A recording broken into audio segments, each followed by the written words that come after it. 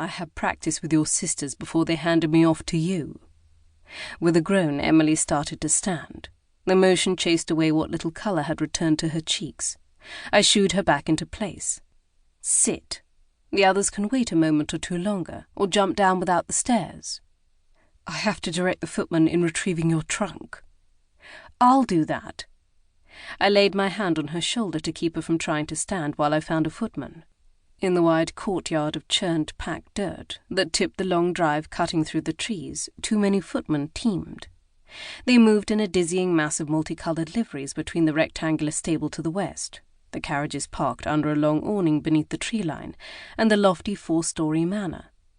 Judging by the crammed space, we were one of the last guests to arrive. I blamed Francine, and the constant stops to examine plants throughout the 2-day journey from London, even if they had given Emily a respite from her motion sickness. A mountain of a man loped from the row of carriages towards the manor. From the breadth of his shoulders, his plain brown trousers and white shirt rolled to display his brawny forearms, and the easy way he hefted the valise onto his shoulder, he was undoubtedly a servant. I shook out my wrinkled mint-green skirt as I stepped forward. "You there!" The man paused as he came abreast of me. By Jove, he must be taller even than I was. Not many men in England could boast that. He shook his head to banish the shoulder-length blonde hair from his eyes, hair only a shade darker than mine. As he turned his attention to me, I flicked my hand to indicate the coach. "You'll need help with the trunk. Francine's packed her books in there. When you bring my bags to my room, be careful with the valise with the red ribbon on the handle. The contents are fragile." The man's eyebrows soared toward his forehead. His mouth twisted into a smirk. At least 4 feet of space separated us, but he closed that marginally as he leaned toward me. "You might want to be more careful who you invite into your room." Flabbergasted, my voice fled. I peered at the carriage door, but Mary didn't magically appear to give him a scolding. What good was her notorious hatred of men if she didn't ply it in my favour? The stranger's smirk spread to cover the lower half of his face. I drew myself up, trying to match his height. "I beg your pardon?"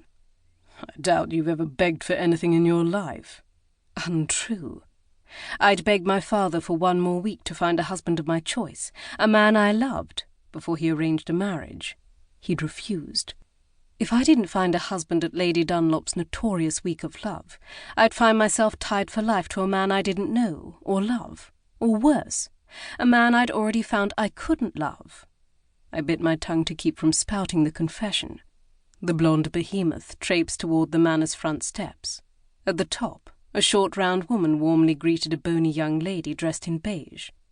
I turned away as the man reached the bottom step. When I faced the carriage, I discovered that Emily had vacated the steps. She clutched my shawl to her shoulders. I intercepted her before she reached the boot loaded with our trunks. "Why don't you find our room and lie down?" She shook her head, but blanched at the movement and pressed her hand to her stomach. "The luggage." "I'll see to it." Francine's dusky maid scurried down the carriage steps. Her voice was soft, demure, as she added, "You should rest." I caught my maid's eye. "Please?" Emily pressed the back of her hand to her mouth and nodded. "I think I will rest." She slipped away to the manor, pausing to curtsy to the hostess before entering the house. A clamour behind me announced the emergence of my sister and Mary. "Hurry!"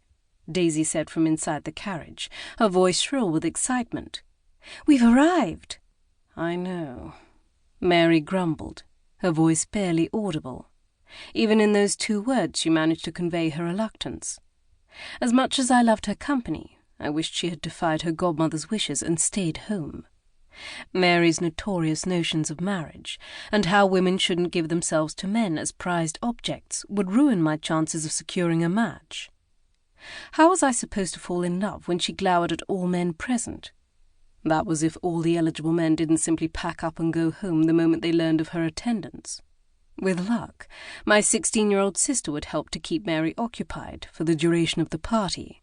She worshipped Mary.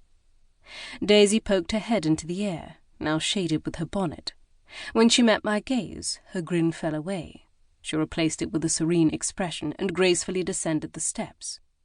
Colour turned her cheeks rosy.